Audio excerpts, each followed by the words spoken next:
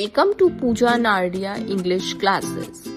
आज के वीडियो में हम करेंगे मीनिंग और example phrasal verb get off का। सबसे पहले जानते हैं इसका मीनिंग। इसके दो मीनिंग हैं।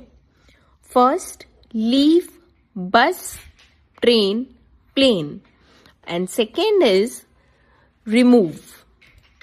फर्स्ट मीनिंग का अर्थ है छोड़ना बस, ट्रेन या विमान को, और दूसरा रिमूव जिसका मतलब होता है हटाना। Now we will do its sentences one by one. पहले मीनिंग का जो सेंटेंस है वो है you should get off the bus at the main market of the town.